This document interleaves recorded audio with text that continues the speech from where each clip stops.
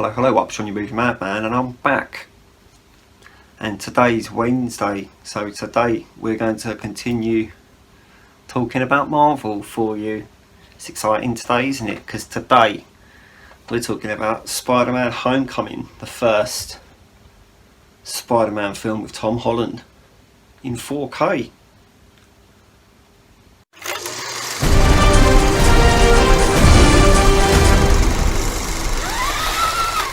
So, like the other Marvel movies, it's not going to be an overly long video, not got loads and loads and loads to say about this, but here you have it, Spider-Man Homecoming in 4K, so it's an exciting thing for you. I'm going to show you the back cover as well. We'll take the slip cover off, show you the back again, because it's basically the same. Have a look inside as well. So you got a nice 4K disc for you there, and a Blu-ray disc as well, so that's cool, isn't it? So first off, no idea if this is on Disney Plus. I think it might have been and now it's not, or maybe it wasn't and now it is. It gets a little bit confusing, Disney and Spider-Man and Sony and their contracts and everything that's going on with that. It's just a bit, I have no idea who owns what these days. I think they lend it to each other or something like that, or they both own the rights or something along those lines. I'm not really, like I just said, not really sure, so sorry, I can't really tell you much of detail with that. If it is on Disney Plus, I'm pretty sure that it won't be IMAX enhanced either, because Sony are a bit funny about things like that, but I'm pretty certain it's not on Disney Plus, to be fair. But if I'm wrong, let me know in the comments. Yeah, comment. So going into this at the cinema, I remember watching this in the 4DX. It was the first time I'd seen a Marvel film in the 4DX, and the moving around of the seats was absolutely ridiculous. I'll tell you that. Every single Marvel film I've seen in a 4DX screen, I think they moved the seats around just a little bit too much. I mean, considering the seats were shaking when Peter Parker was opening his locker and then closing it, so it was just a bit unnecessary. It was a beautiful film in the IMAX. I don't actually remember if there were any IMAX sequences in the IMAX, to be fair, for the first one. I know there definitely was for the second two, but I'm pretty sure that this one was just normal standard 2.3 all the way through. So you had black bars at the top and the bottom all the way through, so there's that.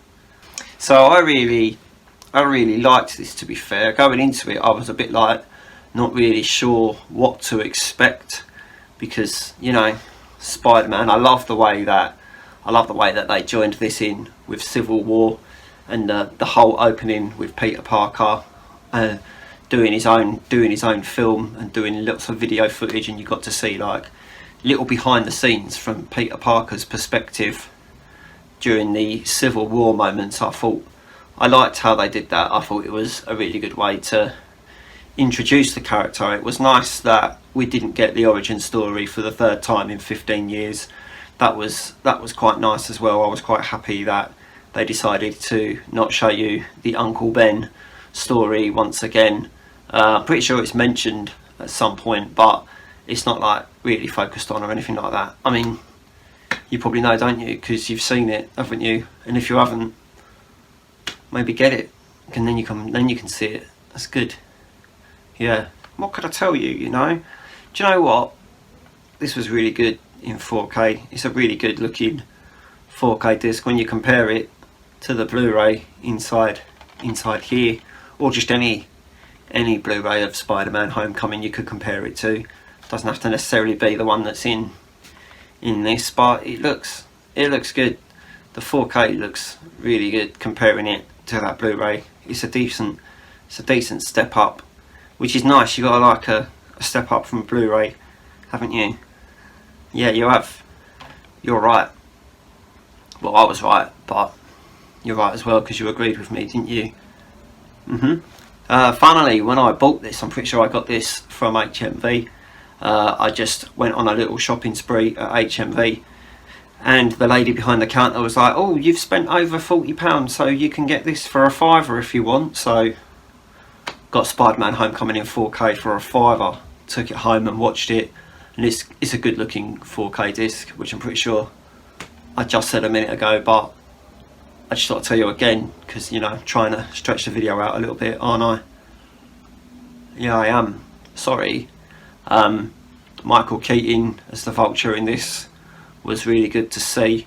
Seeing Ned as well instead of Harry Osborn was an interesting difference for me. I was expecting to see Harry Osborn as Peter Parker's best friend, but there was no Harry Osborn in this. There's no Norman Osborn in this. You know, you've seen it. Sorry. I liked the fact that Iron Man was brought into this as well. That was a nice little chucking Iron Man in there as the mentor for Spider-Man. That was a good little sewing into the MCU kind of thing, reminding us all that it was actually part of the Marvel Cinematic Universe and not owned by Sony, and then Sony bought it back or something. I don't really get it. Yeah, I'm just gonna, so I'm not gonna bore you with any more details about Spider-Man. That was my Spider-Man Homecoming video for you, so I hope you really enjoyed that to some extent. If you could like this video and subscribe to the channel if you haven't already, and I'm gonna fuck off. Okay, goodbye.